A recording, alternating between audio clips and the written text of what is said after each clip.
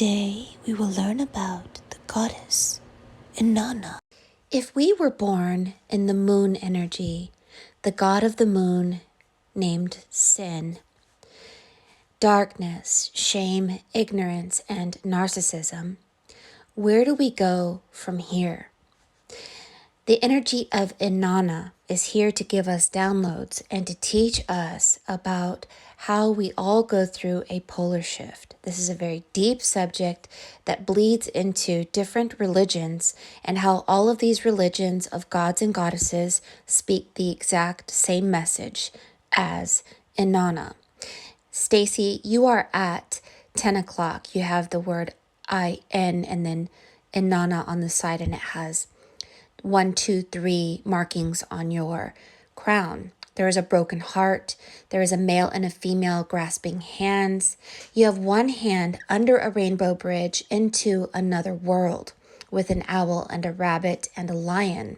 And your other hand is in your world with a heart and a doorway and a dog. At 6 o'clock, there is Anubis, a wolf, and a sphinx, like a pyramid from Egypt. There's a lot of Egyptian energy here. If we look at 7 o'clock, there's a Christ on the cross and the Star of David, which reflects water and fire. There are 2 doorways, and there are messages of a broken heart in 2, your hands in 2 worlds, and a story of darkness and light, parallel realities. There's a treasure box at 12 o'clock that reflects gold. The number 111 on your crown is the number of the sun. The owl reflects the moon. So we're going to talk about the rainbow bridge being the center, the eye of the needle, as there is an eye on the rainbow bridge.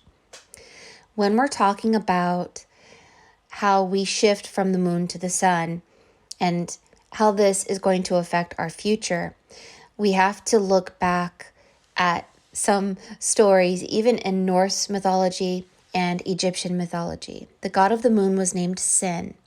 Osiris's body in Egyptian mythology was cut 14 times, 7 for her, 7 for him. If you split the name Osiris up, the land of Oz is in the moon, and Iris is the eye, with the iris, the goddess of the rainbow above. Now, in Norse mythology, Odin, this is the same story of Odin. His eye, his iris, went into the dark world, which they called water, the water world, in order to become a great god. So one of his eyes went into the lower world. He was cut in half, while his higher self remained in the higher realm in order to become a perfected, more wise, more balanced, more powerful God. And this is the same story of Solomon. If you break up Solomon's name, Sol is sun, Oman is moon. So whether we're talking about Osiris, Oz, and Iris, Odin, Solomon, or even Jesus Christ being the Son of God that was cut from God and sent to this world, it's the exact same story as Inanna. The crow ended up being Odin's eyes, and the crow or the raven were black ravens because the black moon is reflective of a dark world. If you look up the myth of this is the exact story of a man who actually died and saw that souls went to a dark world and then resurrected and went to a light world. So notice the arms grasping hands here, the male and the female. This is the image of Inanna, and this is what is in your piece, the male and the female touching hands. You have the lion at 1 o'clock. Notice that this lion is on the right, Inanna is on the left, and there is a rainbow bridge in the center, just like your piece. And this is reflective that you have a part of yourself in another world that you are unaware. So feel free to push pause and read about Inanna, the goddess of love and war. But just understand that the downloads of Inanna are more about you finding your twin flame and realizing that Zeus sent Inanna to the dark world. She is seen as the bright star of the morning and the evening. She's the daughter of Enki, the god of wisdom, fresh water, magic, and a number of elements and aspects of life. In others, she appears as the daughter of Nana, the god of the moon and wisdom. She is the granddaughter of Enlil. She is the sister of Gilgamesh. When you study about Inanna and the imagery and symbologies connected to her, you will begin to receive downloads of information from her. She is known as the Queen of Heaven. Yes, but she's also known as the moon, the darkness as well. Symbols connected to her are Venus, the lion, the 8-pointed star. And since we were born in sin, born in the moon, I call it a jerk world. Shame, ignorance, and narcissism. We grow through this system to learn and to become powerful so that when our consciousness goes back into our God form, we are much wiser than we were before we came here. So Inanna's most famous myth is how she went to the underworld, and she was part of the 7 judges. This is Anubis and the wolf and these Egyptian deities. So Inanna is stuck in the dark underworld, pleading to be rescued. And look at the symbol of this here. This is on your crown. Pleading to be rescued. And so Enki sent 2 sexless beings to rescue her. And I wonder if it's connected to Christ, as Christ's mother was sexless and was the androgynous race, the original Adam and Eve before they were cut, who self-impregnated. And Jesus may be one of those. So the star of Inanna, the owl, the snake, the lion, the dragon, the dove.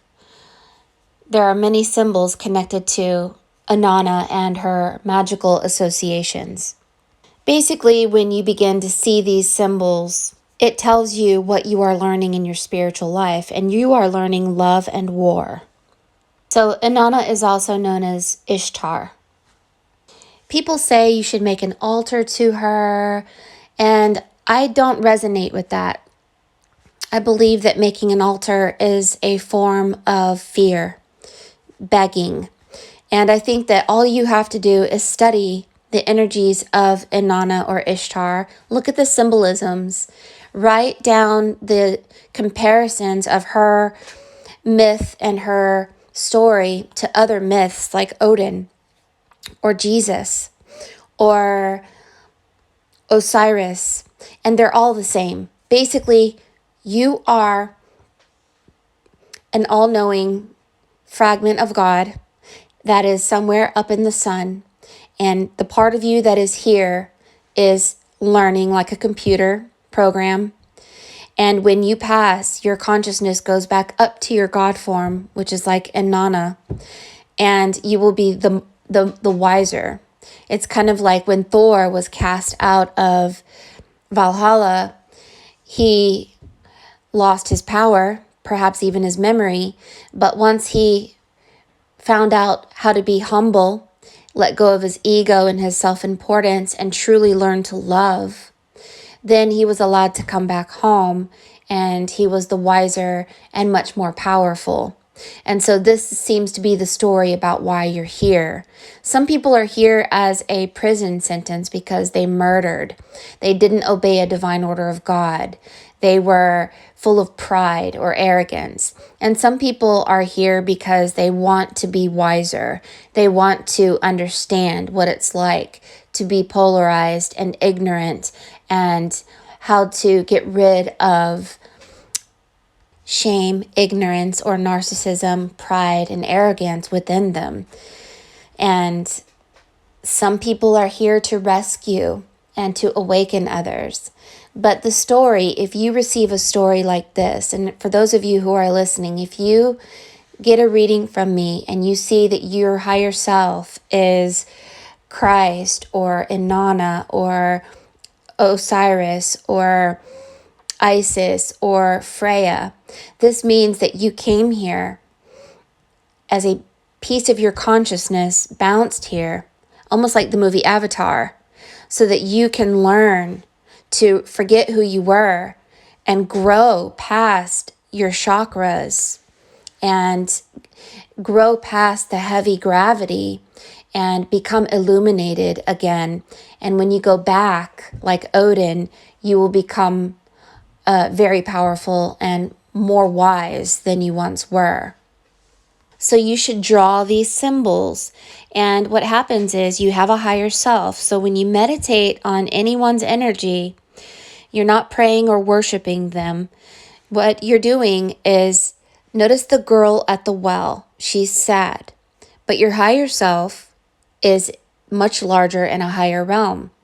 You meditate on these images and these symbologies, and you will connect with that God self, and you will be able to receive downloads, information that will help to awaken not only your mind, your perception, but also help to clear out any ignorance left in your belief systems or even in your emotional body.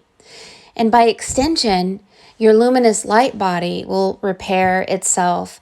And by extension, your genes or your DNA becomes more ignited like lightning. And this is the lightning rainbow light body for your ascension.